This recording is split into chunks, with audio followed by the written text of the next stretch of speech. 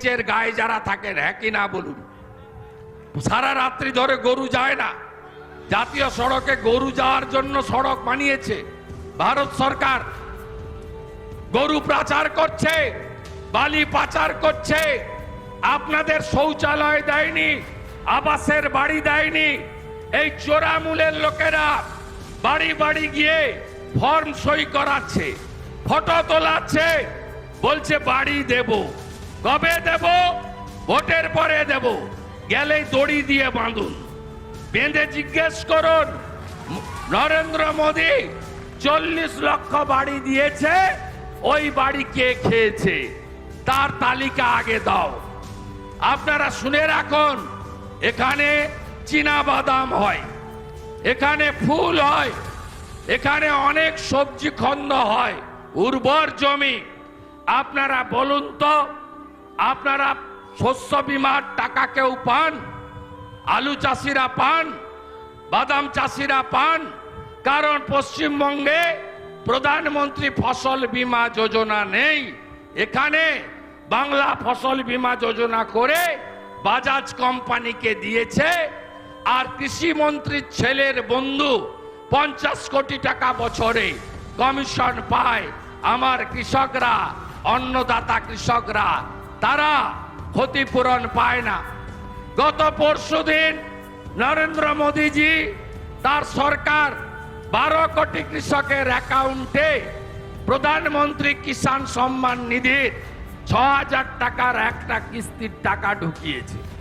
এই রাজ্যে 50 লক্ষ কৃষক তারাও পেয়েছেন। আমরা কোথাও বলেছি যে ভোট না দিলে পিএম কিষাণ বন্ধ করে দেব? আমরা কোথাও বলেছি যেটা বিজেপি স্কিম, ভারত সরকারের স্কিম? তৃণমূল আপনাদেরকে এই কথাগুলো বলে, ধমকায়। গতকাল রেজিনগর মুর্শিদাবাদে হক চৌধুরী বলে জেলা পরিষদের মেম্বার কি বলছে? বলছে 30% মাত্র এখানে হিন্দু থাকে, আমরা 70% চামড়া তুলে নেব, তোমাদের তাড়িয়ে দেব। হক চৌধুরী বলে, এটা কোনো ভাষা?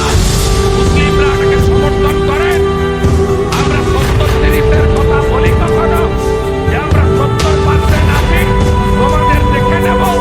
মোদীজি এগুলো বলে না।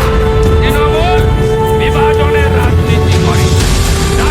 রাজীব শেখ বলে আরেক নেতা চাপড়ার বলছে যে কোনো মুসলমান যেন বিজেপির পোলিং এজেন্ট না হয়, পতাকা যেন না ধরে। কি সাহস এদের! কোথায় গেছে এদের সাহস? এদের এক নেতা রানীনগরের অঞ্চল সভাপতি কালকে ডোর ক্যাম্পেনিং করতে গিয়ে বলছে সাগরদিঘি উপনির্বাচনে কংগ্রেস জিতেছিল, লক্ষ্মীর ভান্ডার বন্ধ করেছে, এখানেও বন্ধ করে দেব না। ভোট পেলে একটা মা, একটা দিদি, একটা বোনের লক্ষ্মীর ভান্ডার কেন কেন্দ্র রাজ্য সরকারের কোন স্কিম বন্ধ করার ক্ষমতা কোন নেতা